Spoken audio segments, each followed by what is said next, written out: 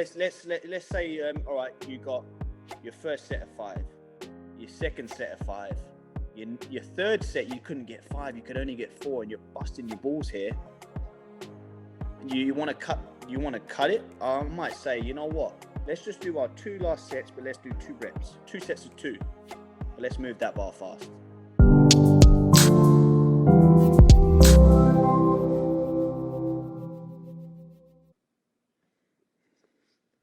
So, Steve, to continue on our little bit of a series of training methods, we talked about hypertrophy last week, and let's talk about something that is probably your bread and butter for the most part, and that is strength.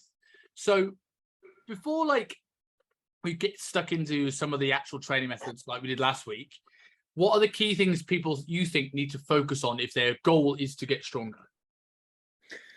Well, it's a real simple answer is they need to lift heavy weights, and those heavy weights, like discussed on previous episodes, should be above 70% for most people. And the more experienced you become, they become higher as percentages, so more than 85% and above. But how does someone work out what 70-85% is?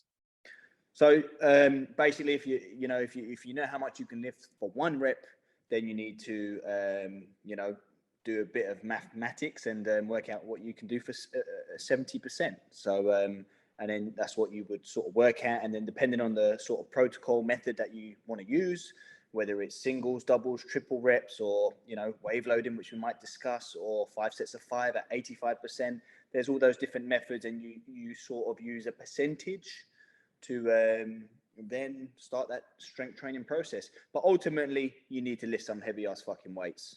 Yes, I mean, and when it comes to saying if you're working a lot of this stuff off percentages of 1 rep max, do you test the 1 rep max with everybody? Not all the time. This is I hate the answer. It depends, but as you know, it depends. How experienced is the individual? Do we have to do a 1 rep max test to work out their 1 rep max? No, you could probably estimate it from a 5 rep max, from a 3 rep max, possibly from, if you have a speed device, you can use speed to work out what their 1 rep max may be, what they can, stuff like that. So no, not always testing their 1 rep max. So I suppose it depends on experience level, right? Like I'm assuming unless you're dealing with an athlete, you tend to be working out an estimate of 1 rep max based off 5-6 reps. Yeah, pretty much. Like for example, next week I'll be traveling at the end of next week, and perfectly coincidentally, it works out that a bunch of my youth athletes are in the off season now. Some of them are sort of starting their swimming season, so it's testing week. So I'm going to get a bunch of them to do some testing, and they're between the ages of 12 and 18. So their testing will be mobility testing, flexibility testing, etc. We'll do some power testing, and then we'll do some strength testing, which will be most likely 3 to 5 rep max testing. Do you do this testing? Because this is the thing I always think with if people who do 1 rep max testing, are you doing things over 1 day or several days? Because let's say even with long rest periods, if I'm going to test my 1 rep max on my squats, I'm going to test my 1 rep max on my deadlift, and we'll maybe talk about are they the best lifts for strength training as it is. But surely one will interfere with the other. No matter how long the rest periods are, no matter how long in the workouts you are, you're not going to get a true gauge of someone's 1 rep max if you're doing both. Yeah, certainly. I mean, there's when you're lifting heavy weights, it places a huge demand on the central nervous system, and it fatigues the brain and the central nervous system. And I think it's estimated 8 to 9 times longer to recover than the other systems. You know what I mean? So it takes a long time to recover, which is why you get a lot of people, if they do a heavy lift, they might feel ready to go after a minute or 2.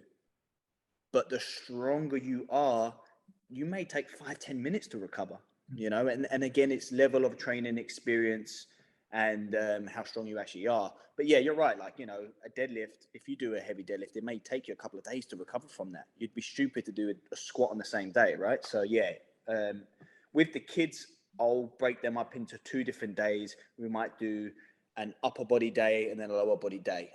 So if we test their upper body push pull, you know, like a chin up and like a jerk or an overhead press. They're pretty good at that sort of stuff. And if we do like a lower body strength day, we may do like a you know, like a trap bar or a front squat or something, you know. So break it up over the week. Yeah. And I suppose as well, if you're thinking there's going to be an interference between lower body exercises, your split could be maybe you do a deadlift and a bench press on one day, and then you do a squat. Yeah, of your course, chin up of second course. on the other day. Yeah. So the two aren't. There's no interference between as much No interference anyway, between one and the yeah, other. for sure. Yeah, for sure. Other than And maybe again, it's like if you're doing 5-6 rep max testing, 3 rep max testing, again, it's not as neurologically demanding and taxing as maybe doing those singles. You know what I mean? So you've got a better chance of recovering a little bit better, a little bit faster. So, but again, it depends on the individual, innit? You know what I mean? So, and their sport, or if they're just training, you know, like if we're just testing someone for, you know, if we're just working with a general pop client who wants to build some muscle and, you know, maybe we want to run a 12, 16 week block, or maybe spend a whole year doing some good heavy strength training. Do we need to test them 1 rep max?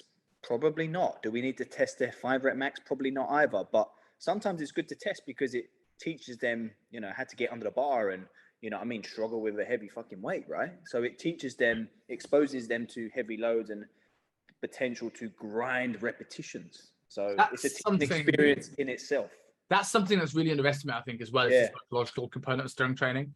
But when I look at strength blocks I've given to my clients, I often report back of the mental benefits of them handling the weight. Like, I think, don't get me wrong, when you get really advanced lifters, people fail on strength because of strength. But I think when you get more beginner, intermediate lifters, people fail on strength because they psych themselves out of a set. So I always talk about when I trained Rebecca Jays, right? You remember Bex, big, strong New Zealand deadlifter. And she got stuck at around, she ended up with a 147.5 kilo deadlift. That was her top. And she got to 120, she was freaking herself out. Like, you know, you see it, right? When someone doesn't push through the legs because they're worried about it, so you start to try and pull the bar, and the first thing you see is the spine and the sternum go. Like, so I was like, okay, right, we need to take back. So I used my accumulation phase to do, and again, maybe it's not taught for today, but escalating density training. And that just psychologically just got used to picking up the bar more than it was anything physiological that affected. Maybe we down-regulated the nervous system and calmed it down by doing that as well. Maybe. But I think that's something that's massively underestimated. Yeah, I agree. And there, you know, like psychology is really, really important. It's what can allow someone in a competition to, you know, lift something that they've never lifted before, or if you know, sport someone to break a world record or do something they haven't done before. The psychological input is huge, and it's what may be deemed as a competitive max rep. You know what I mean? So the amount of, you can imagine the amount of hormonal things that occur, you know what I mean, in the brain, the stress and the adrenaline and all those factors, fans or whatever it is, you know what I mean, people in the gym, if you're at the gym, it's going to motivate you, and then you're going to go heavy and go hard. But that's very, very taxing as well. So, you know, it's positive and negative as well, right? Like, you at a competition might get psyched. We both went on a powerlifting stage tomorrow, right? Right. Let's face it, you're lifting more than me regardless of the scenario, but let's compare this to our baseline. So you might go in there, freak out on stage and lift not as good as what you know you could do. I might have the best warm max I've ever had because of the cheers. And that's something that I think is another thing that's people don't think about. Like, some people might fall to bits in a 1 rep max when it's just nobody watching and they're on their own. But other people might be their best training session of their life. Yeah, I mean, I've always lifted the best weights when I've been training with partners and when I've had people around me. Not just about like, fucking come on, but just, I don't know, like, it's just something about it, innit? It just gives you that little bit more. But then upper body and squats, deadlifts not so much, but upper body and squats, there's an element of safety there as well. Like, even if you know you're structurally sound on a bench press and you know you're not going to get pinned and you know where 1 rep in reserve is, having a spot sometimes just gets you an extra rep, even if they don't touch the bar. Yeah, and that's so true with clients as well, you know what I mean? 100%, you know, like, if they feel safe, then they'll go for it, you know what I mean? And normally they'll get it. So, yeah. I mean, before I go delve into the science of actually what getting stronger actually is, on that note of a spot or someone just being there, how much of 1 rep maxes is a skill rather than it is like not a training skill, but a skill of being patient? Yeah, because your 1 max is going to be slow, right? And you see it with clients a lot when they're new to this. There's reps that leave on the table because as soon as it starts to get trouble, they bail. And a 1 rep max is going to be the slowest rep you'll ever do. This is like just to tell you a story and then go back to this, like how when I train like the kids and they're doing testing or just normal training, I don't coach them and like, sorry, I coach them, but I don't spot them much. I teach them how to spot, and then they spot each other. So they learn how to spot, and they also understand, okay, this is how it's meant to look from this position and how it's meant to feel, etc. Yeah, from that position.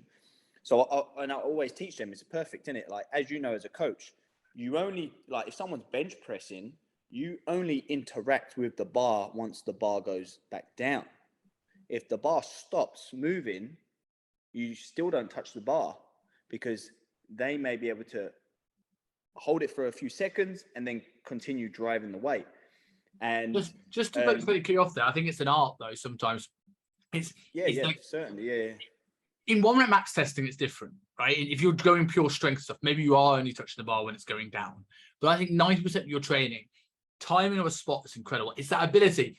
My job to spot normally is not once the bar's stopped or when it's going down, because that's too late. My job is to come at it just before it stops, just to keep them moving. And it's not a spot, it's literally just a half a finger, just to keep them not even 1%, is it? It's just to keep the bar moving. And I mean, like, listen, as coaches, if we you know, because we're talking about strength and heavy weights, I mean, hypertrophy stuff may be a bit different. Obviously, we might want to do more force reps and grind out reps like that, right, with assistance. But when we're like, if we're testing, like that's a failed test. If we help, that's a failed test. We don't want to go there. We don't want to fail any tests. That's setting them up for, you didn't do it. We want to say, all right, you completed it, you know? So, and again, you know, like, yes, experience, you'll be able to grind reps slower than someone who isn't, because you're technically more proficient and you know how to grind reps. Yes. Yeah. When it comes to carry on, actually, because you were still telling the story, right? Sorry, I cut you off with your story. Well, no, I mean, it wasn't even a story. It was just like, you know, this is what I teach the kids. Like, learn how to spot. Like, you're not going to touch the bar unless it comes back down. You know what I mean? Like, if it stops, don't touch the bar, because they're still trying to push that weight up and complete the rep. So then they understand that, okay, when I'm doing the lift, I've got to keep pushing that fucking weight. It just because it stops, don't just let go and expect the spotter to grab that weight. Keep trying to push. We're trying to work on 1 rep max, which means heavy ass weight, it's going to move slow, and it might stick a little bit at those sticking points. We've got to keep pushing. And depending on the lift as well, like trying to leave it for your spotter, that's not always possible. You know, you're spotting me on a squat, right? I'm not going to Zercher squat that thing off your back. I'm certainly not going to bicep curl that thing off your back. Well, let me tell you a story about the worst spot I ever had. I was in a commercial gym and I was doing some reps, right? Heavy back squats. And I think I must have done 8 sets, 10 sets. It was a lot of sets. It was fatiguing work, heavy work. I got down to my last set. I said to the trainer who was working at the time, listen, do you mind spotting me? Yeah, cool, man. I trusted him. He's a trainer. You know what I mean? You trust the coach. You trust the trainer to know how to spot you. Anyway, so I went down into the bottom of the squat and I got stuck. All right, and I didn't have the safety pin set. I got the guy spotting me. Now, as you know, when you spot someone on a squat, you try and get your arms around their torso, trying to help pull them up, right? Yeah. Anyway, he grabbed me. I was in the bottom, and he grabbed me from the hips. He grabbed me by the hips, and he pulled me up that way. So all I did was go over, face planted the floor, damaged all my back and everything. And that was from a coach, a trainer, who you'd think knows what he's doing. So if anyone's listening, you got to be careful. Yeah, I see it all the time with coaches. The ones I get, and I think one of the biggest reasons why it's not in every lift. Sometimes it's just you don't know how to spot. But I think one of the biggest reasons why coaches sometimes struggle to know how to spot people on heavy reps is because on certain lifts, they aren't confident themselves to get into a client's personal space. The example I give, amount of coaches I see spotting clients on a back squat, hands on the bar. For people who are watching this, not on YouTube, people are listening to this, hands on the bar like they were going to take it off in a half bicep curl position. Get in there. Get close. I tell you what, if I can't speak for the female train like lifters out there, but if I was a female lifter, I would absolutely rather a male trainer get a little bit too close for comfort than me get squashed under 100 kilos, right? Yeah. For a second or two. Get in. You know, like people I think are too scared these days to get in there and touch their clients, and in turn they end up doing dangerous spots. So basically get right up close to their ass, and if you're on the bench, get your balls in their face. Yeah, exactly. If you're not teabagging them, it's not a spot. And you've got to wear shorts because you've got to let the air circulate to get me in a mental headspace for the spot. I think like, as we always talk about, the level of coaching, the level of personal trainers is very, very poor. And I remember doing my course and,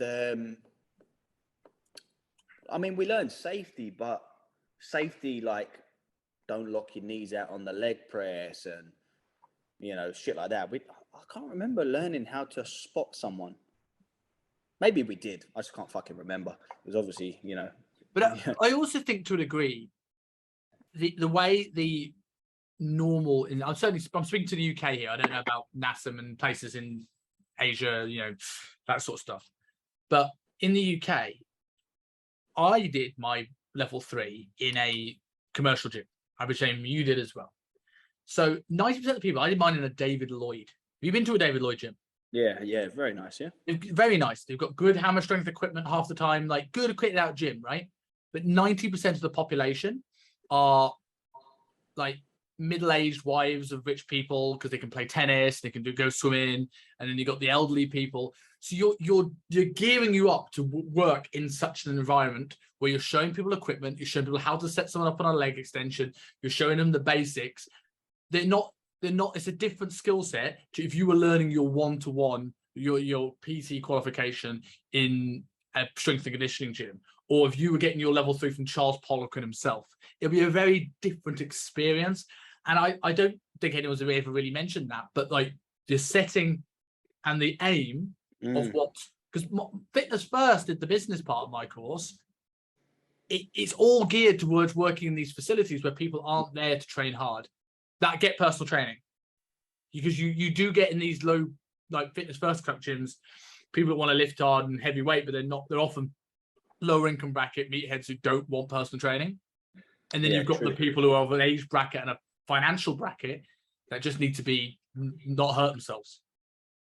I think while I'm thinking it, like, yeah, totally, I agree. And while I'm thinking it, for any coaches that are listening, teach your clients, athletes, whoever you're working with, how to get out of those positions. You know, like if you're benching, how do you save yourself if you're not in the rack? You know, like, or even how to set the rack up properly. You know, like you get a lot of people that they're struggling to re-rack the bar because they've set it too high, the rack too high. You know, or unracking. People have already failed a rep before they've even moved an inch because they unrack. They'll lock in the shoulder position and then they'll just do this to get over the J hooks. Okay, rep's gone. Like, and even, you know, like even when they re-rack it, like after normal, like, you know, just normal reps, they're just like,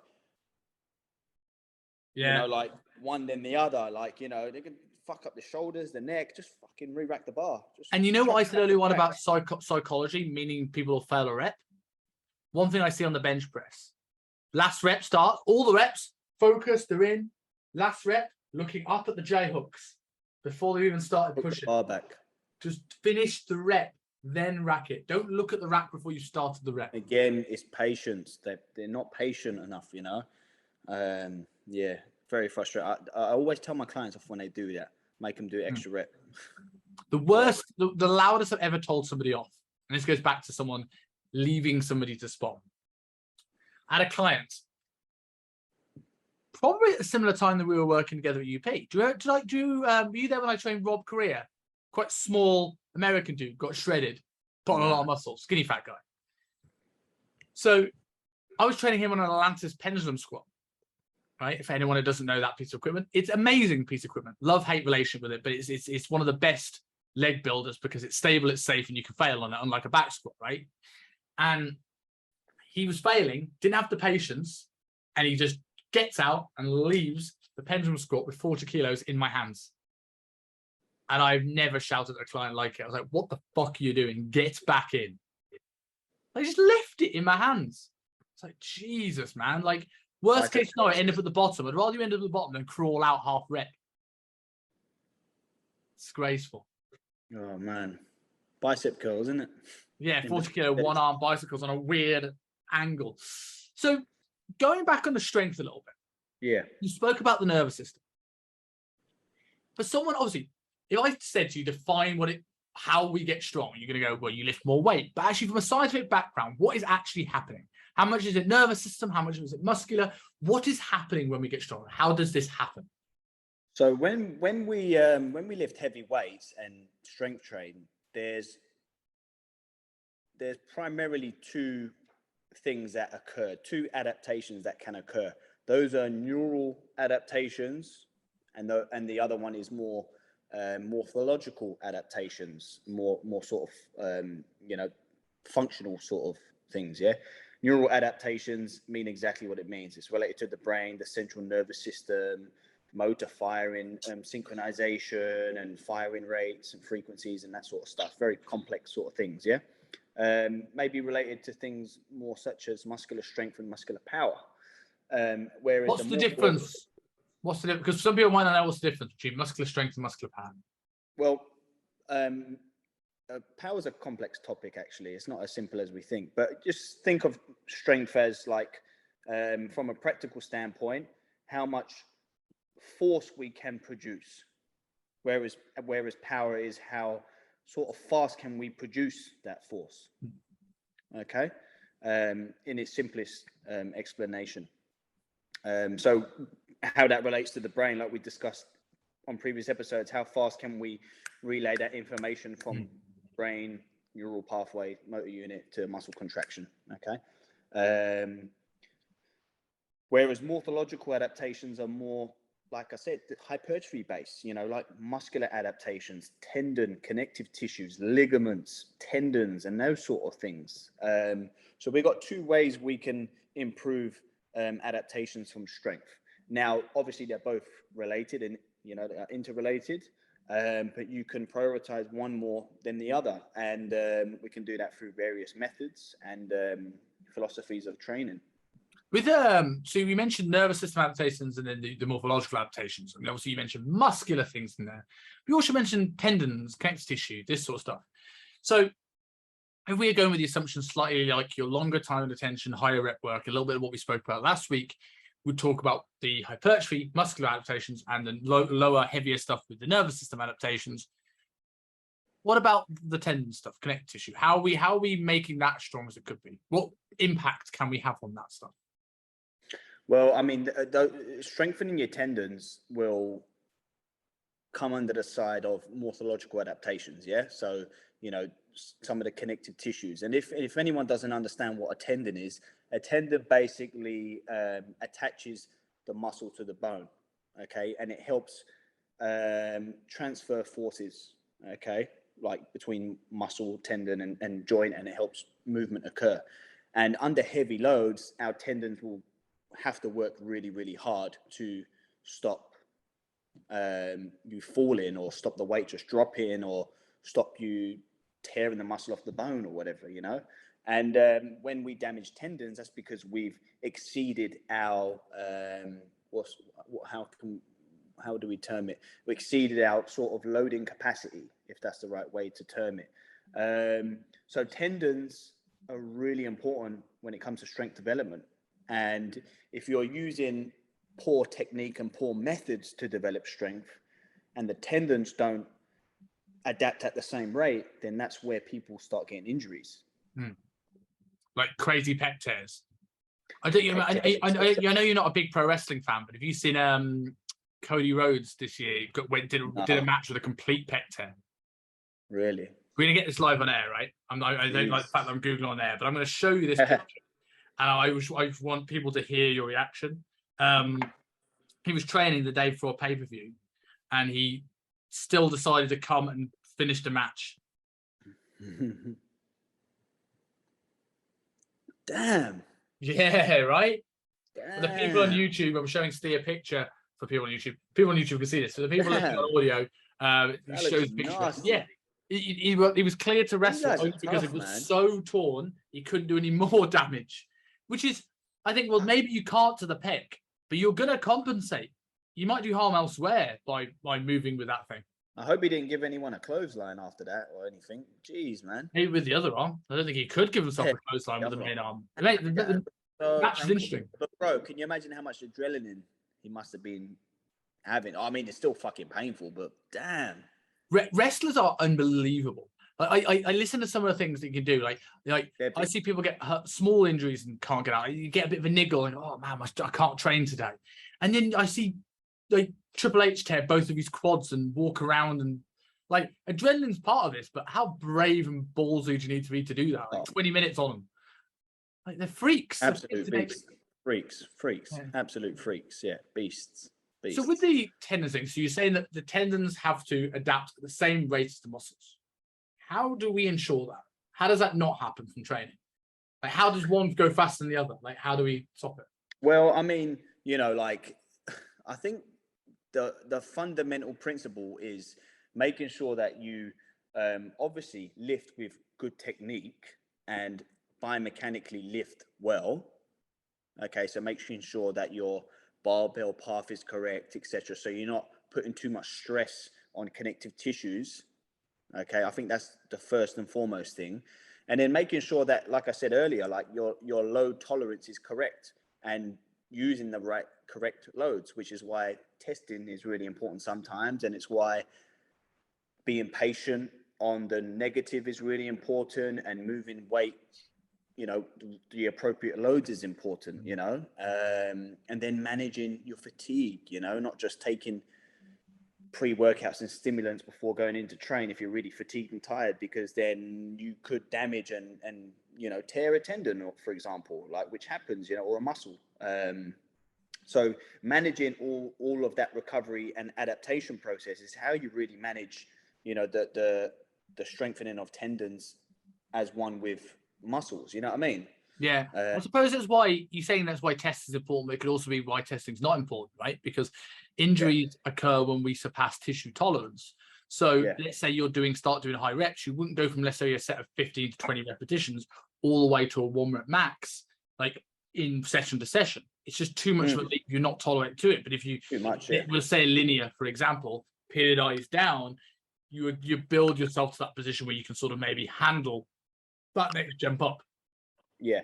And like, it's clear that once you increase anything by, whether that's intensity, load, volume, whatever, by more than 10%, you're at a higher risk to get injured.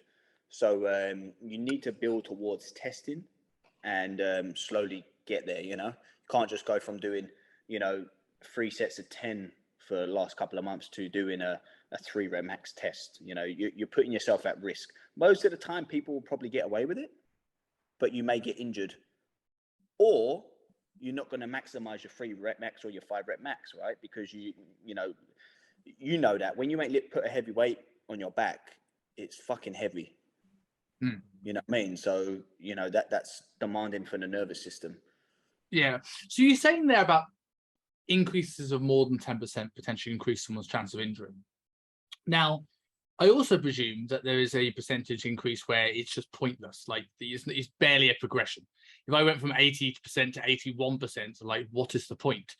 So what is, from block to block for you, what is the sort of bracket of percentage change that you'd be looking at to see improvements?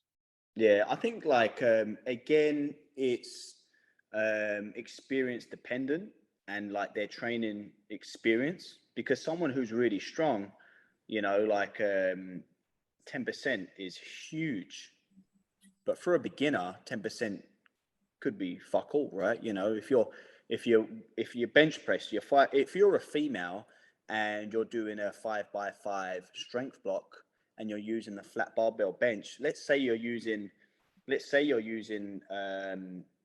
40 kilos for five. Listen, what would one of your female clients right now press for a 5x5, like a beginner client? Maybe the bar, 30 kilos. Bar to 35 kilos, something like that. Let's say 30 kilos. So you got a 20 kilo bar, fives on each side, right? Now they're going to do 5 sets of 5, okay, which will represent about 85% of their 1 rep max. Now, a 10% increase there is what? 3 kilos. 3 kilos. It doesn't sound like much, but that's huge. 10% is huge. That's where microplates come in. You know what I mean? So you might want to just add half a kilo, you know what I mean? Because it represents a smaller percentage, but overall, you know, it's still a big percentage. Whereas someone who can squat really heavyweight, you know, that 10% is huge. You know, like, you know, if you can deadlift 200 kilos, 10% may only be, what's 10% of 200? 20 kilos. That's huge weight. You can't just add that on, you know what I mean? So there's differences there in experience, you know, and how strong someone actually is. What was the question again? So how much a jump would you normally give? And you kind of answered it. Yeah, so generally, if you've got a beginner, it could potentially though be 10%. You know what I mean? Because they can tolerate those big jumps because they're less experienced, but they have a bigger window to adapt. You know, whereas someone who's experienced, 10% is huge. You know, so you know, generally anywhere between 2 to 4%, I would say. So before we jump into the actual session themselves and how you put together a strength session, like the exercise selection, in terms of periodization, we spoke about our methods of periodization last time. When you're coming to periodizing for strength, do you have certain periodization models that you tend to prefer to use, and if so, why? Yeah, so if I have someone doing a competition that's like where they have to peak, whether that's a powerlifting comp or a weightlifting comp or a triple jump or a fucking something like that, then like a shot put or something, then we'll use a simple linear periodization model, a very subtle linear periodization model where we just increase intensity and slowly drop off the volume, where reps come down and load goes heavier and heavier, and then they would then transition into more power-based sort of work and then peak for their competition. Where if I'm just playing with someone like a gen pop or someone who wants to work on hypertrophy and we're maybe running a 12-16 week strength block, we may accumulate that and manipulate sort of accumulation and intensification phases.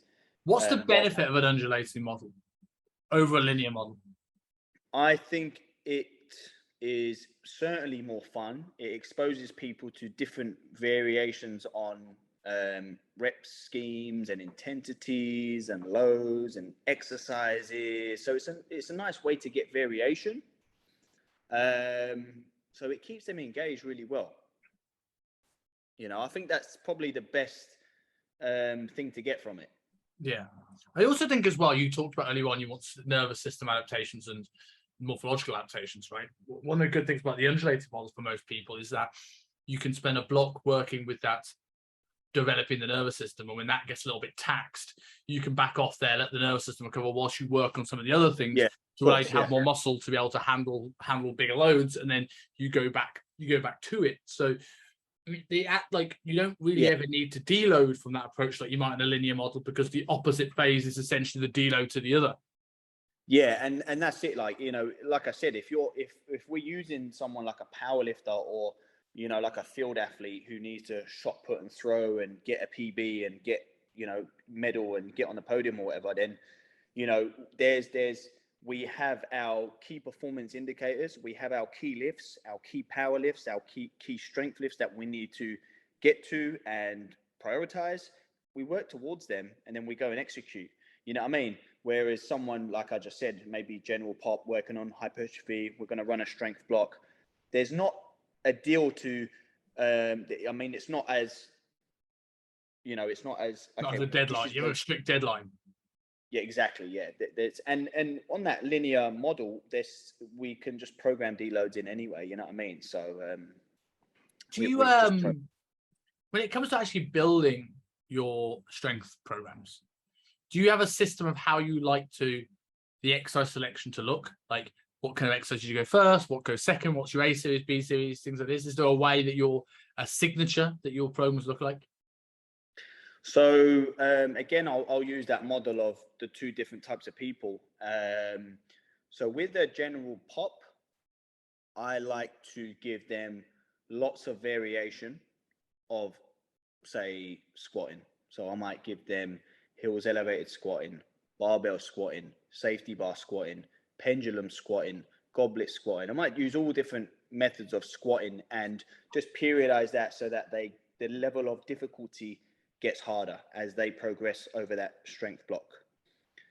Whereas with someone who's trying to compete for a competition and peak, I may just keep the same exercise in there and just hit squats. I might just front squat, front squat, front squat for 12 weeks. Sorry to cut you off there, but if you say that Gen Pop client, because I'm going to ask about strength targets in a second, but I had this thought here there. If you're undulating with the general population client and you want to have some strength targets, rather than saying, right, we're going to work on, hypothetically, let's say squat. And you said you may have these variations of squat. I presume some of them are more suited to your accumulation phases and some are suited to your intensification phases, right? So instead of just saying this is going to be your back squat, well, you're probably not going to have that much back squat in your accumulation because you're probably not going to do sets of 12 on a back squat. You might, but probably not. Would you then we're going to set a goal for your pendulum squat and we're going to set a goal for your back squats, and you work towards the two? Yeah, it could be. Yeah. Like, I mean, if we're working on strength, then it's probably best to test it, right? Before and after.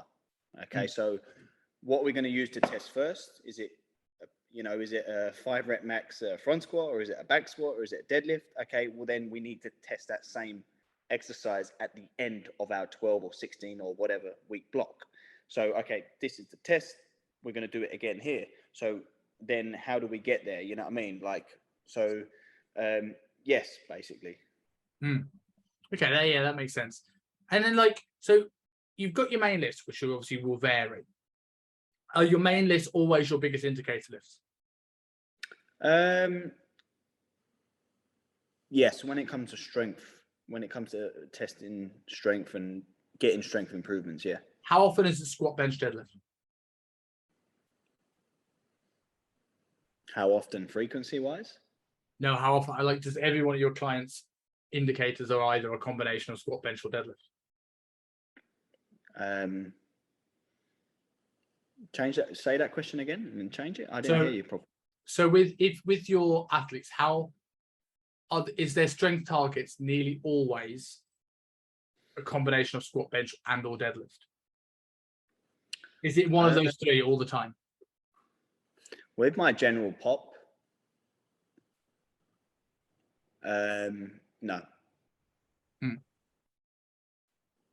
Because you don't train any powerlifters, do you? You don't train anyone that has to do those lifts. I have, but not at the moment. No. No.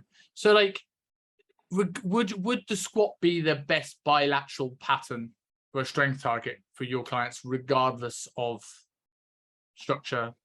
Some form of squat. I'm not saying it has to be a back squat. Yeah, and this is it.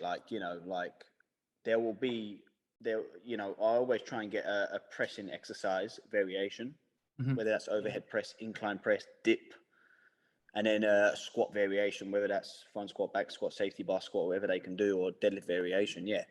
I mean, we're not going to spend 12 weeks trying to improve their 6 rep max power raise. Okay. We want to lift heavy weight that's going to recruit maximal mechanical tension. And would you ever set an indicator as a split squat or a hack squat, or would it always be a bilateral free weight squat? Maybe a split squat. Yeah, maybe like a safety bar single leg split squat lunge.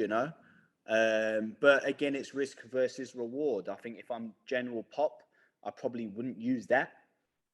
But for an athlete who is very single leg dominant, then maybe I might use that. Yeah. Mm. Yeah, because it's just interesting because obviously when it comes to the strength stuff, I'm always in two minds about it, because on the flip side of things, like, no way should everyone necessarily be back squats, and not everyone's got the proportions to do it. And if you're a powerlifter, then and you're tall and long, then suck it up and probably realize you're not going to go very far. But I also think it's like, but on the flip side of this, it's like, okay, the best lift for you to work on may be putting how many plates can you stick on a pack squat. But there's a ceiling eventually where optimal and long-term reward enjoyment in training changes. Because as soon as you put in someone as a hack squat as the main strength goal, there's only load to really increase. You can't really like look at increasing skill because it's a relatively stable, easy lift. You know, how many plates can you put on it before you kind of maxed it out? There's a point of diminishing returns. Whereas if you find some form of squat pattern, even if you can't get all the way down, even if it looks more like a squat morning, actually do you create more longevity in training? And if your goal isn't to be the world's best powerlifter, could that also be important? And that's it, innit? It's like strength is a skill. And, you know, like there's different ways to skin the cat, you know what I mean? Like there's different ways to develop strength, and you've got to think of what your goal is, you know, like, you know, when we think of strength, it's really important to be strong, but there's a point where too strong is just unnecessary, right? You know, like that's why we have these sort of bench markers, you know, like can we squat your body weight? Can we deadlift 1.5 times your body weight?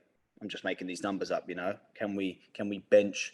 Can we do a certain amount of pull-ups at body weight? Can we, you know what I mean? These numbers are there for a reason. And obviously athletes who have goals of winning, they've got, like, you know, their strength goals are very different to general pop strength goals, you know what I mean? So maybe for general pop, we can use machines to do 5 rep max testing. Can we improve this? As long as it's short term, it's fun and they enjoy it, you know what I mean? Why not? However, is there a skill element to it? Yes, there's a skill in terms of learning how to grind, like we discussed, and learning how to produce force. But there's a lot more to it, you know, when it comes to the nervous system development that we can get from doing squats and deadlifts and benches and overhead work. And I suppose as well, it's like, for when you're looking at the exercise mechanics craze, yeah, they're people, and I'm one of these people that like you do testing passive and active, and it doesn't move. Like I'm not an 8th degree incline press is what I'm getting to, right? But for every person like that, there's a person that thinks they're like that and never goes there, and that's the reason why they can't get there.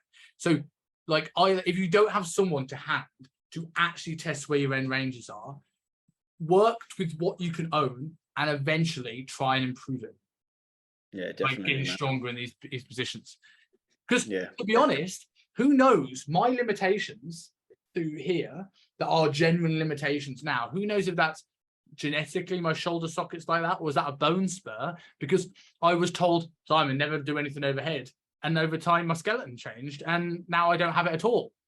Like, that's it, it's innit? impossible to look back and say. Yeah, and that's why you have to do various testing. You like, as you say, you know, passive, active, different types of testing to see people's anthropometrics, limitations, range of motion testing, and then choose the appropriate exercise for them. You know what I mean? So, yeah. So when it comes to the rest of your structure test, your indicators as A's.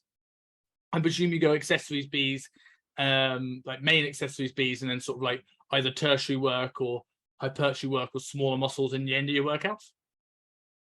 Yeah, generally, yeah. I mean, especially for general pop, you know, like I'll always have those sort of reps to failure or higher rep work in there as well, because they like to get that sort of stress through the body as well. And I don't think for Gen Pop it will affect much of their strength goals and strength adaptations that they get, because they're not, you know, they're not lifting 250 kilos or trying to produce power in a sport, you know. Whereas the athletic pop, we may not do any of that, because it could be a bit more taxing and affect their sport performance, you know, training, etc. How do you begin to identify weak points in somebody's lifts? Because it's a bit of a minefield, and there's loads of different approaches to this. Some people have strength ratio graphs, some people just do it by eye. Like, how do you start to go, right, this is what we're going to work on? Well, I think, like, you know, I used to use a lot of the structural balance testing, but I don't really use that much anymore, like, what does my client enjoy is a big one. Like, do you like squatting? All right, let's push the squat. You know what I mean? Like, my goal isn't always to get a general pop structurally balanced. Yeah, we want to have nice, strong hips and we want to have nice, strong shoulders. But why does my general pop person doesn't need 10% of external rotation for 8 reps compared to their close grip bench? They don't fucking need it. It's just a waste of time. It's overkill. It's stupid. They want to be strong, look good naked, and that sort of shit. You know what I mean? So if our strength goal is there, I'm going to choose the exercise that fits them well, like for their mechanics, but also one that they're going to enjoy doing. Yes. So I don't mind. I don't mind if their deadlift is too much for their squat, and their 1 rep max is a deadlift, and then we're going to push that number higher. I don't care, as long as they're not going to get injured or exacerbate, if that's the right word to use, make injuries worse. Do you think there is, for the people here that are coaches that have played around with or looked at the Charles Poliquin strength ratios, and he got them from various other strength coaches, they're not his, and you look at these ratio graphs, I look at them and I go, I like the idea. It gets people a focus in training that may not have a focus in training before, but they're super flawed in the sense of they are pathetically small in some lifts, and absolutely no way are you doing 15 kilo external rotations. Shut up. You also have the limiting factor that the deadlift is nearly in all of these graphs the benchmark based off your 1 rep. So your deadlift can never be the weakness because it's always numero n equals 1, the deadlift. Do you think, having gone through a master's and gone through the science, if there was more work put into like this, looking at this sort of stuff, do you reckon that there is scope here for something really incredible in terms of proper testing tools for people that isn't based off anecdotal evidence from Canadian strength coaches? I think the thing with Charles's stuff, like he has some of the best experience and results, so that is evidence in itself. And then there's a lot of coaches that use it successfully. That is evidence in itself. You could say they're evidence-based practitioners. And obviously, again, then it's just like, okay, well, the science community has a lot of research, but they're always 20 years late, so they never get real results. Very true. It's like cluster training, like what they say about that. I thought we spoke about with research the other day, right? People that have put themselves forward for research are probably going to be people that enjoy training. If you're just someone at home going, we're looking for participants for this deadlift strength ratio study, you go, I don't want to do that. And the people that Charles Poliquin is testing and these strength coaches are testing, they're probably genetic freak, high-level athletes. Yeah, and that's the thing, like, when you're working with athletes at that highest level, the pinnacle best, they're already the outliers. And when you're doing studies and tests, I mean, these outliers, you take them out anyway. But generally, a lot of people that doing their masters and stuff like that, they training studies aren't done a lot because they're very, very difficult to do. You can imagine trying to get 20 people to squat twice a week for 8 weeks and trying to control everything. Like, it's virtually impossible to find that, level of people who are intermediate to advanced, so those sort of studies don't get done much, which doesn't help support evidence for certain, Canadians or whoever's philosophies and systems. So I think like there is a lot of good stuff that you can use out there, like assessments that you can use that a lot of people use, What are your favorite ways of assessing people in terms of strength and where to work on? Yeah, I keep it really simple, man. Like, I use tech if I want to measure power. I use, speed devices or weightlifting or throws and shit like that. And then if I want to measure maximal strength, I use sort of isometric methods, you know, like how much force can someone apply isometrically on, you know, like a mid-thigh pull or something like that if I'm working with athletic people. But you can still use that on general pop. You know, they just pull on something at their mid-thigh level and see how much force they can produce. But there's something called dynamic correspondence, which is 5 sort of cardinal rules that if you approach them in the right way, then once you know what someone's target is and goal is and sport is or whatever general pop strength goals are, then you work towards those, and it will allow you to choose the testing and the methods that you have to choose, you know. There's many ways to do it. So what's that thing you said you use? 5 correspondence. It's called dynamic correspondence. So what is that? Basically it's a bunch of sort of principles that were used in Russia, and that got popularized in a book called Super Training. And they just basically, you know, how much force can be produced at a certain, let's just take someone who is a choose a sport. Rugby. Okay, cool. So rugby. So the 5 principles, one of them may be about, like, you know, the amplitude of movement, yeah, like the direction of movement, say. So what sort of movements do they need to do to produce force and power and become good athletes? So let's just look at they scrum, right? So, you know, they have to apply force. How we look at it globally is horizontal, but to the athlete is vertical. Yeah. So, you know, it doesn't mean they have to use hip thrusts to improve that position. They need to do squats because it's a vertical movement. Does that make sense? Yeah, it makes sense. So that's maybe one of the rules that you could, one of the principles. And then there's like, where do they get most peak forces at certain joint angles? So, you know, is there, you know, in a scrum, I don't know where the peak forces occur, but you'd expect it to be, you know, as they're driving the leg at that top position. So what exercises match that? So it's probably like a mid-thigh power clean or something like that. So then there's one exercise that we probably need to test. So there's a back squat that we need to test, and then a mid-thigh power clean that we have to test, and there's 2 exercises straight away that we have to use. That's interesting. Does that make sense? Yeah, absolutely. So it sort of helps you categorize exercises and what to use to prepare someone and make them strong, make them powerful. And the simplest way to look at it is, well, if I've got someone who's a power lifter, we know they have to squat, bench, and deadlift. So if we use a dynamic correspondence, quite simply, they need to bench, squat, and deadlift. Yeah. Like, you know what I mean? I hope that makes sense. Yeah, that makes a lot of sense. That's quite interesting. It's been so many years since I looked at super training. I definitely need to revisit it. But that's definitely an interesting way to sort of start to piece this together.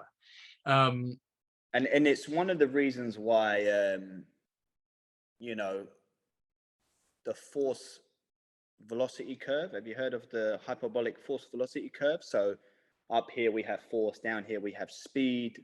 And, you know, to train an athlete, you must work on all these things, right? You know, squats are up here, weightlifting's in the middle, and like sprinting, throwing shit is down here.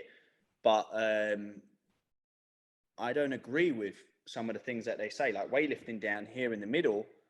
So people think maybe squatting will produce greater peak forces than weightlifting. Well, I don't think that's the case. Like, you know, if you're doing power cleans from the thigh, you'll produce greater peak forces than doing a back squat. So maybe a back squat isn't a good exercise to choose for developing maximal strength and peak forces. Maybe better measurements to look at are things such as impulse. But I mean, this is more sciencey sort of stuff, and what you'd probably use with athletes when it comes to testing. But it's things that people should think about, you know, terminology, and don't just test power because we think power is important for sport, you know. Yeah, that absolutely makes a lot of sense, and it's a good way to start thinking about it. So I always think it's a systems way of thinking is really, really important when it comes to training for any goal, because you can sit there and look at the ways of getting bigger or the ways of getting stronger, and there are so many approaches. but how do you see the forest through the trees? It's having these sort of like guiding principles to work off.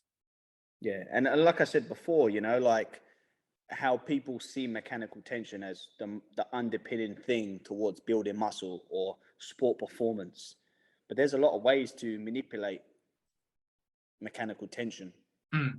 you know, and it's, you know, it's just manipulating certain principles of force, you know, like you can produce force for longer periods, or you can produce force faster, or you can create greater peak forces.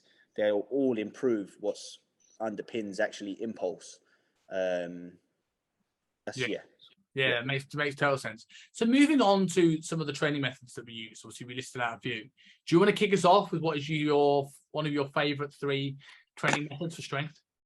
Yeah, so I love using more of a, like, especially for beginners anyway, I like to introduce them with like more sub-maximal lifting methods, which is, let's take the 5x5, like we mentioned earlier. 5 sets of 5, you accumulate 25 reps, which is fantastic amount of like volume, and you use roughly 80-85% of your 1 rep max. This is a great introduction to start from, I think, for beginners. Yeah, I agree with that. 5x5 is one of mine as well. Yeah, and it works, man. It works really, really well. I've got good success with it. Everyone loves it. But that's a really good way. That's something really good to use with beginners. It's that easing in, especially if someone is maybe a bit more, especially with general pop, where their nervous system is already a bit fried, they've got a lot of things in their life. Yeah. It's a good way of sort of like easing them in without going something that's going to be so neurally taxing straight from the off. Yeah, and I think that or on the loading on the joints taxing as well. Yeah, and like it can still be really, really hard doing that, you know, like 5 sets of 5. It's hard work, you know. But I mean, you know, if I'm working with someone, I might actually work them at 75 or 75 or sorry, I might work them at 75 or 80% for 5 sets of 5. So we start more conservative. And actually, I'll quickly say that now. Most strength training methods, people start too aggressive with them, you know. They need to start more conservative and give themselves space to get better. Otherwise, they're not going to get better, and they'll get worse, you know, most of the time. I think people lift too heavy, go too hard too early. We mentioned it the other a couple of weeks ago about stopping the set when someone hits failure, but especially when it's strength. But yeah, you see people grind on because it's what they're used to from bodybuilding programs. Yeah, it's definitely different. Like you'll overtrain so easily and potentially just go backwards, you know. And that's where auto regulation is important. You know what I mean? Like auto regulating your training, depending on how you feel on that day. You know, like that's okay. You know, like you can back off. We said earlier on about psychological component to strength training. So let's say you're doing 5x5, right? And last week you did 80 kilos for 5x5, and let's say you do like, you know, you do 80 kilos and you go 5-5-4. Now on set 3, then you said you've not beaten where you were last week. This is the time to call it. Do you call it and move on, which is what a lot of strength coaches would say, or do you go from the fact that there's a lot of emotional and mental and psychological side to strength training? Do you do 1 set lower so you don't end on a failed rep? Yeah, and this is it. There's a few different ways to do it. Some people will cut that, and sometimes I may do that as well.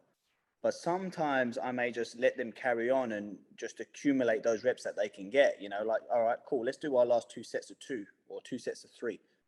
That's fine.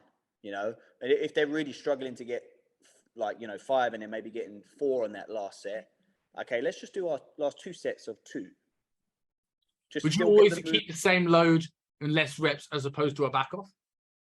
Yeah, man. Yeah, man. But let's say, all right, you got your first set of 5, your second set of 5, your third set you couldn't get 5, you could only get 4, and you're busting your balls here. And you want to cut it. I might say, you know what? Let's just do our 2 last sets, but let's do 2 reps, 2 sets of 2, but let's move that bar fast. Yeah. And now what we're getting, we're gonna produce more force. Like I said previously, we're going to get the same, we potentially high force output, but we're doing less work. Yeah. You're still going to get strength adaptations, right? Because now we're working the nervous system and the speed part of this equation. Yeah.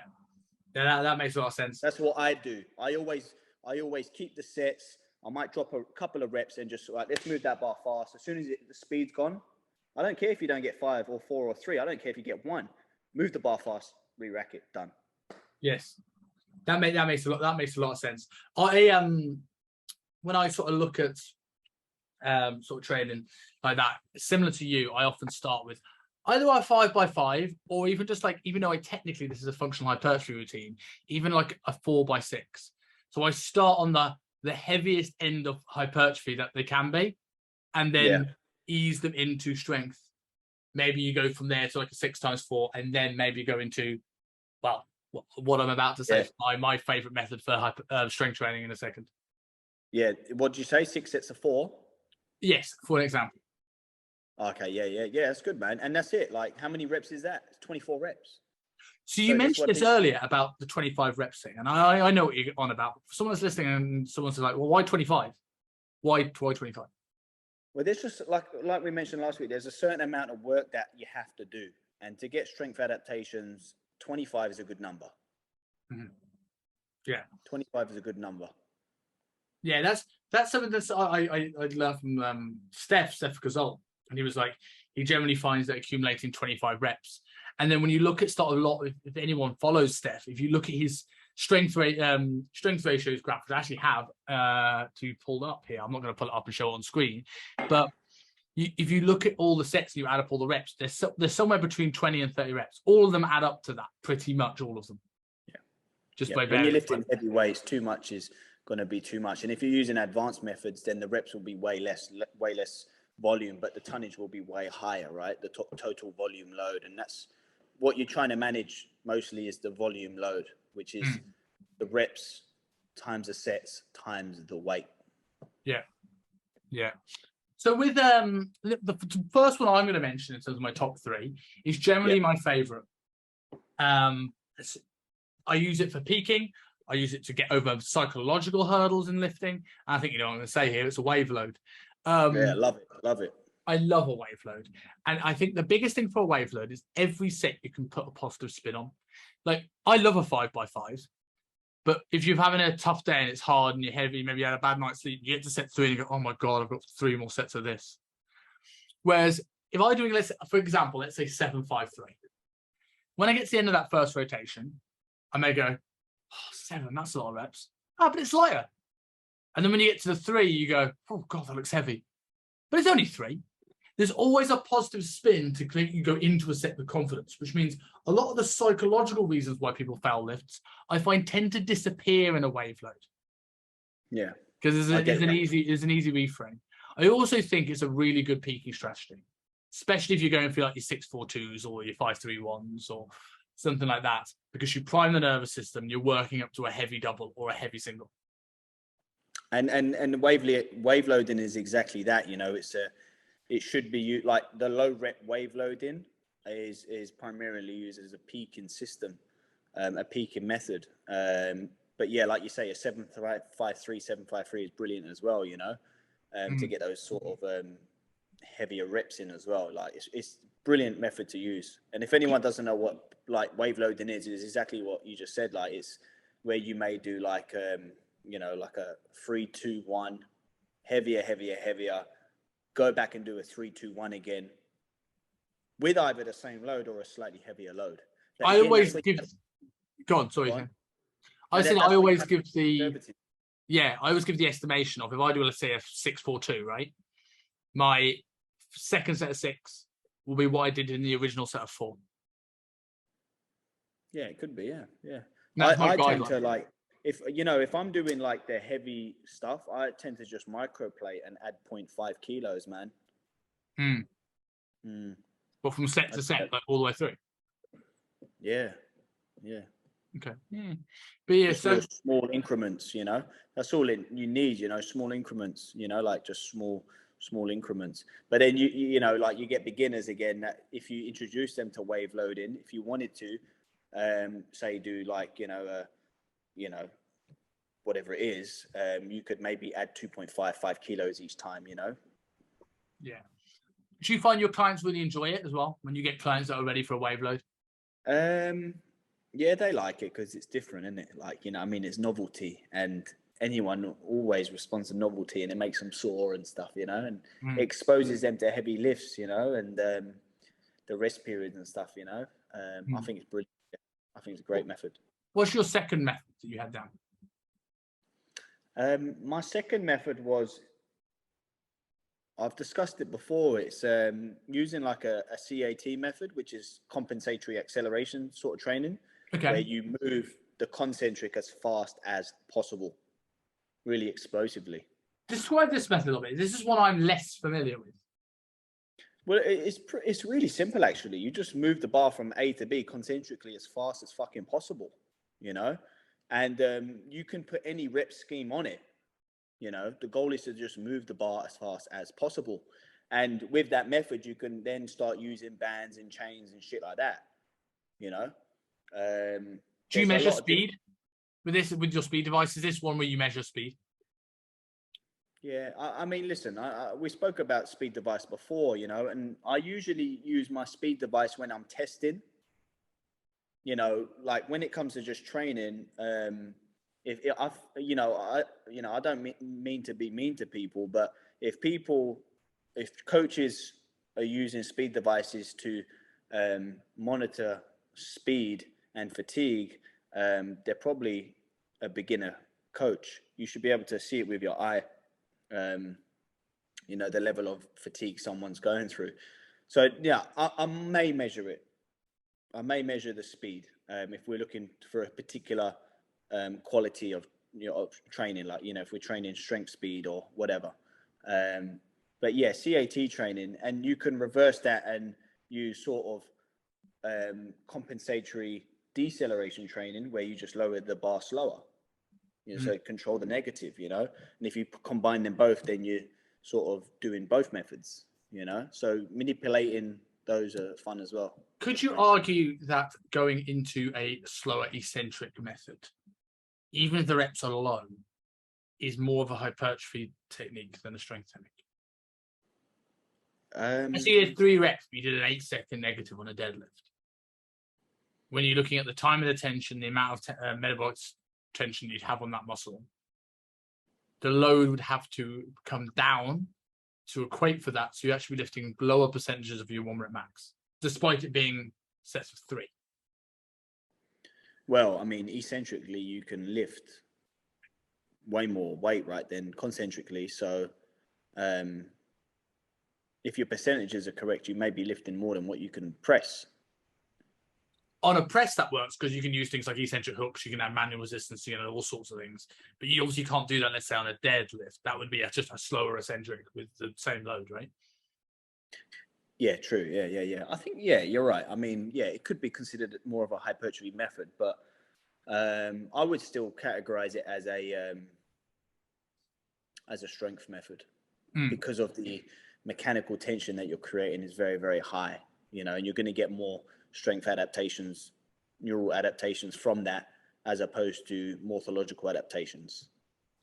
When it comes to that, the acceleration stuff that you were just talking about as your second method, when would you use this with somebody? When would you go, we're going to focus on the speed and essentially a little bit more power output of this, as opposed to doing a 5x5 or a wave load or so more so when someone's having to peak for a competition, or, you know, when you're trying to peak for doing some testing, we may use more acceleration based methods like that, you know, compensatory acceleration training methods. So is that because whilst it trains speed, also limits fatigue in the same way that you might do for something that's slower? And well,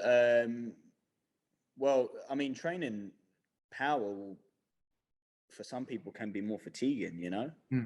Like training fast and explosive can be more fatiguing. Like, you know, like Westside Barbell have their maximal effort day, which is heavy ass weight, which is very central nervous system based. It's very strenuous for the brain, and the recovery of the body takes long.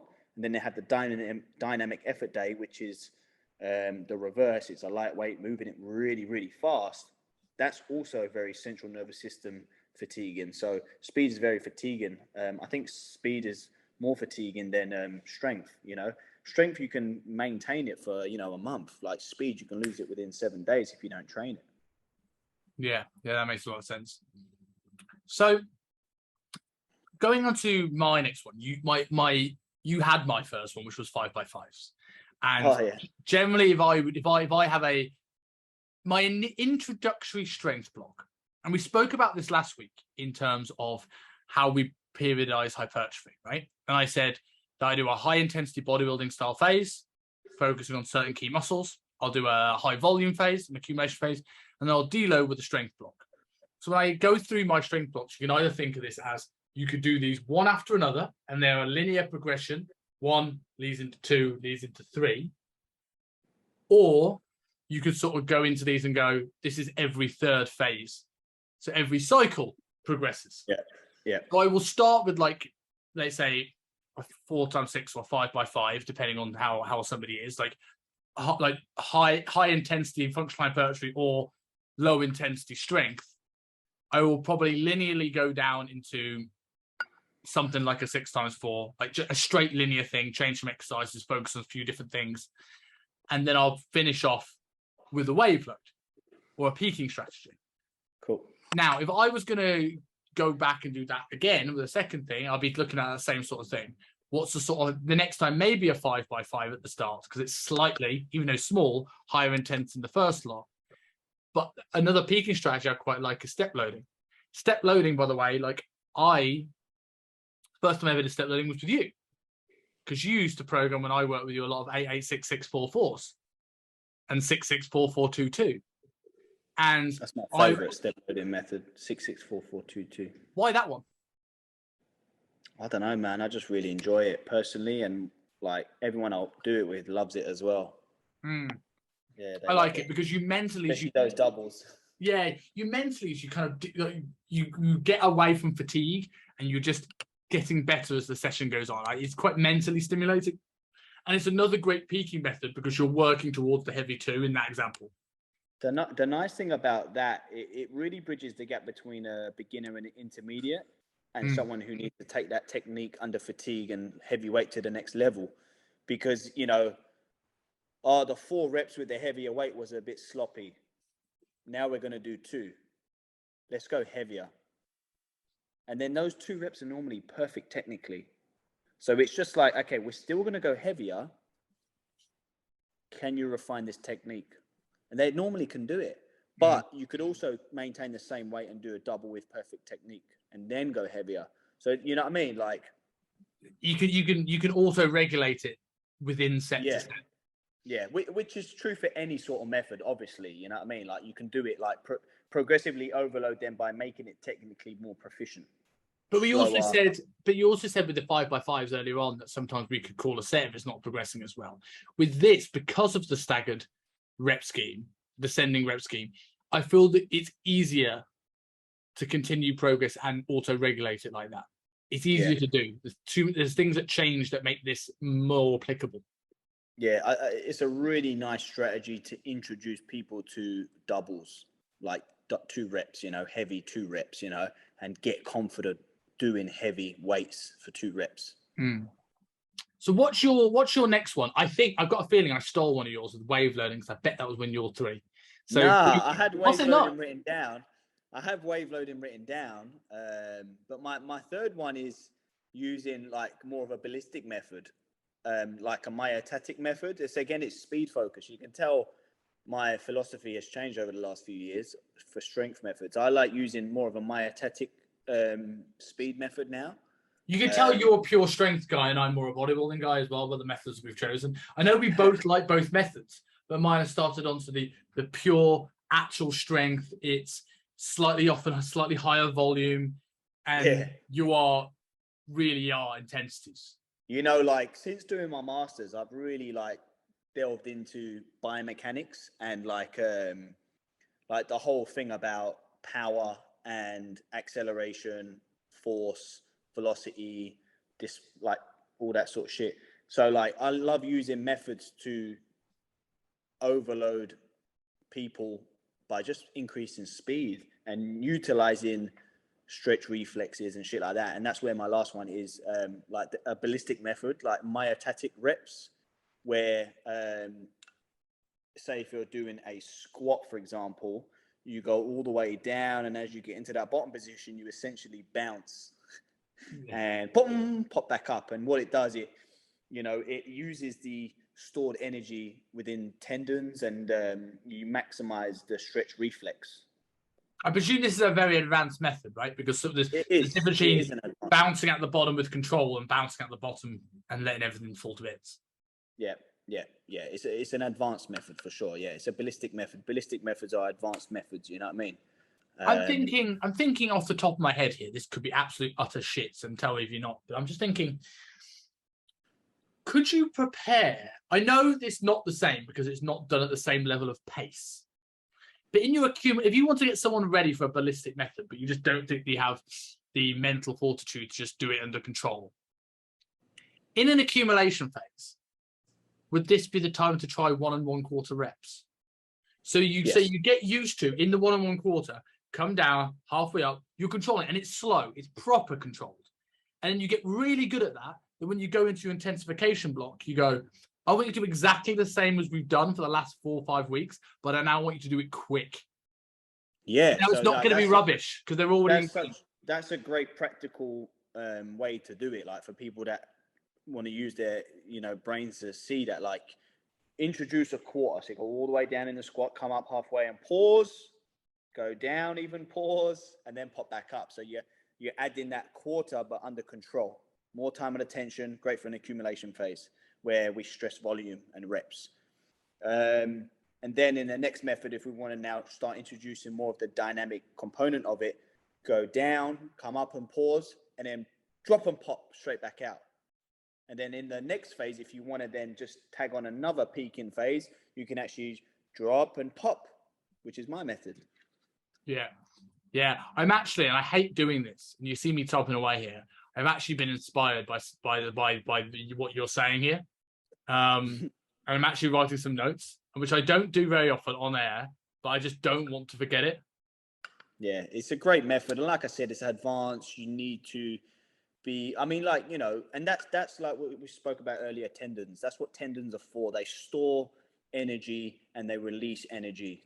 So as you go down on the bench press, for example, all your tendons in your elbows and your shoulders build up kinetic energy, and then on the way back up, we release that, and then it comes through the muscles, and then we release that power and that speed and strength. All right, it's the stretch reflex, the stretch shortening cycle. It's how we develop power and speed, which is more important for power sport, because if we're trying to just strength train, it doesn't matter how fast or slow we move weight, as long as it goes from A to B. Yeah. So you got to choose who you want to do it with. Yeah. So moving on and finishing off with our most overrated. This is harder. And you said this is harder too. I think there's massively loaded. We were spoilt for choice of overrated hypertrophy methods, right? Because lots of people do it, lots of people want to do it. There's a lot more bullshit out there and some really boring methods when you're just looking at time and attention. When as long as the intensity is strong enough, nothing's bad. I look at the rep scheme graphs from Kilo and all things, and I'm looking down the strength. Are any of these I think are a bit rubbish? I'm like, no, not really. But what did you come up with? There is a few now I think about it. Okay, go and list them. Yeah. I think methods that, like, let's start with coaches that, first of all, sometimes it's not the method, it's the coach that says, this is how we have to do it on paper. We have to see these percentages, these reps, these loads, these intensities, these days. That's not good. Because heavy loads, you're going to get a lot of fatigue. You can't keep doing that. You're going to get injured. Okay. So one of the sort of like weightlifting methods was the, what was it? The weightlifting method, where they just trained them 3 days a week. 3 times a day. They would do the clean and jerk and the snatch 3 times. That's all they would do. Singles as heavy as they can, and then rest. And they'll do it every few hours. That was the don't know. I can't remember the name of it. It's basically the opposite of the Russian system. So for people that aren't aware, basically the Russians dominated the strength and power sports in Olympics, well, in the world back in the day, decades ago. And their philosophy was to train sub-maximal. Okay, they never lifted above fucking 80, 90% unless they were peaking. So over the year, they would do thousands of different exercises and work really lightweight, moderate weight, like sort of bodybuilding methods, 60, 70% of their 1 rep max for weightlifting and stuff. And they would choose thousands of exercises. And then as they got towards their competition, they would peak. So the way they termed it was pretty cool. They said, the wider the base, the greater the peak. All right. So the more foundational movements they had and the more skills they learned, the better they became at becoming good at one specific skill, which was weightlifting. Whereas the other nation who then started to dominate, it's really annoying me now. Name me some Eastern Bloc countries. We look at Austria, Czechoslovakia. The Bulgarian method, of course, it's Bulgaria. So Bulgaria then started to dominate weightlifting. And their method was, so the Russian method was volume based. We just, lots of volume, we can get really strong without using lots of high intensities. So it's very, very volume based, right? And variation based. That's why I love my accumulation intensification methods to be very variation based. Whereas the Bulgarian method, when they started dominating, it was intensity based. They didn't use a lot of exercises. Like I said, their competition lift was the clean and jerk and the snatch, or maybe like a press at that point as well. But that's all they did. The Russians never even did it. But that's all they did. And they did it 3 times a day and they would lift maximal. So it's the complete opposite. It was intensification based. But I mean, like, obviously there's a lot of drugs back then, so they could recover from it. But then they would break a lot of athletes. They would, like, one world record holder, but they would break them all. Well, tendinitis and repetitive strain injuries, and there'd be lots of injuries coming from that, surely. They'd fuck them. But they were all doped up, right? So they could get away with it. So these two opposing methods in different eras, they dominated the scene. Right?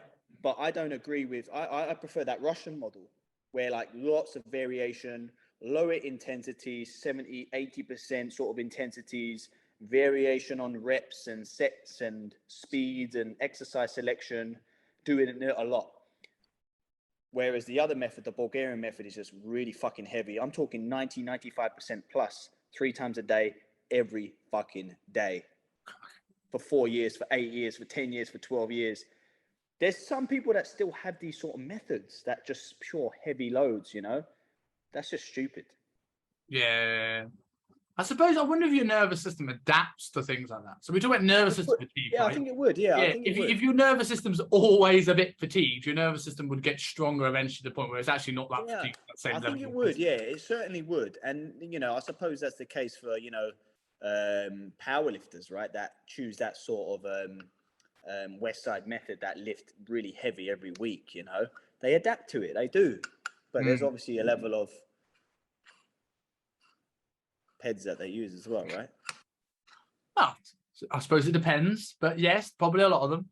So I think that leads into my most overrated anything. I couldn't pick just one, but I was like, anything 1 rep max related outside of competition. And when I say 1 max, I don't mean like if you did clusters and you end up with ones, or you do a 5-3-1 wave load. Because even though you're lifting 1 rep, they're not true 1 rep maxes because there's an element of accumulated fatigue. Yeah. But going up to 100%, you look at powerlifters. Top powerlifters don't often train ones and train singles. They train like at lower intensities, higher rep ranges, and then to do a 1 on the day and then leave. And I think certainly if you scale back to the more beginner to intermediate sort of strength guy, the amount of people that think I need to just lift heavy stuff. How many people just go, fuck it, I'm going to do a 1? Yeah. Why? Yeah, and that's what I mean with that's the one I don't like. That Bulgarian sort of system where you just lift heavy. But that's what the Bulgarians did, bro. They literally lifted 1 rep maxes 3 times a day for years. The same exercise, and they got away with it. they all got injured eventually. But that's a stupid method. It's also a lot of training as well, right? Like you're doing short sessions all the time. Like he had to dominate life more than anything else. Their workouts were like 15, 20 minutes. How many of them a day? 3. You'd have to live Mad, in isn't it? Like, I know Olympians return, they give everything to the sport, but you had no life other than that. Bro, no. Also, Olympians aren't paid. So how on earth is that feasible? Yeah, well, they're just if they become gold medalists, then they're heroes. Yeah. So they're sponsored essentially, probably to the food and things like this. But you're right though. Yeah, like a lot of the powerlifters, they don't use those heavy loads. Like they use heavy loads, but like lower percentages, and then they peak or whatever. But like if you look at China, they dominate a lot of the world sport. You know, like power sport, strength sport. You know, like weightlifting, and they use a similar method to the Russians. They use lots of variation. You see them doing bodybuilding techniques and dips and handstand push-ups and all these wacky bodybuilding stuff and these real cool variation weightlifting derivatives that some people have never seen before. That's what they're using, and they're breaking all the world records. And them guys are jacked as well, you know. So it's crazy what we're seeing with Olympic level weightlifting at the moment. Yeah. But actually, I'll just quickly mention one method that I've done. I got injured, which is why I'm a bit biased and I don't like it. I don't think it's the best strength method, but it's used by hundreds of people. And I might get a bit of backlash if anyone listens to this, but is the Wendler 5-3-1 method. Why so? I think it's not enough volume. Mm-hmm. And have you ever done it? I have, but very, very, very long time ago. And then you take your percentage and do as many as you can, for one big set. I think it's a lot low intensity work, Mm-hmm. Maybe good for a beginner, maybe not, because they're doing lots of reps with percentages that are high. Yeah. I also think as well with that, it's like you're guaranteeing every session is going to end on a failed rep, which for hypertrophy, great. Exactly. Yeah, I think it's a good. Do you want to leave everything with that? But then even for hypertrophy, that's the thing. Even for hypertrophy, it's not enough work. No, it's exactly. It's not enough work, and then for strength, it's not enough intensity. So it's just like you're doing both, but you're not getting any. But that's it. Could be a good bridge for beginner to intermediate, possibly. But I think overall, I don't think it's the best method. And yeah. Unless you tweak it a little bit, Interesting. Okay, cool. I mean, I think we've basically covered strength training to a nutshell here. I mean, next week's gonna be an interesting one. We're talking about training for fat loss because we're gonna both probably agree the fact that training is not the most important factor when it comes to fat loss whatsoever. And you have the two schools of thought of you train like you would train for hypertrophy, but your aim is to just not lose muscle. So train heavy enough not to lose muscle. But then we get the other school of thought, and I think this is something you'll know more about, is you see a lot of strength guys use training at higher volumes to create a deficit. I'd argue how much of a deficit does that actually create? But people use density methods, high volume methods, and we can discuss that a little bit next week. But I think that'll be a bit of a different one. Yeah, that should be a good topic, and I'm sure a lot of people would like that one. We'll have a lot of people's goals are fat loss, you know what I mean? And we always tell them to strength train. So, okay, well, how can they do that? We'll tell them. Now that was good. I think going over strength today, we've gone over a lot of the strength in previous episodes because, we're talking a bit more about that maximal strength side today, but all those other things, progressive overload, and what else have we spoken about? Progressive overload, mechanical tension, loading patterns, periodization methods, underpinned, or is underpinned by strength adaptations and what we discussed today. Like we've gone over all that, like to get strong, you need to lift heavy weights, you need progressive overload, you need to create mechanical tension and that sort of shit, So yeah.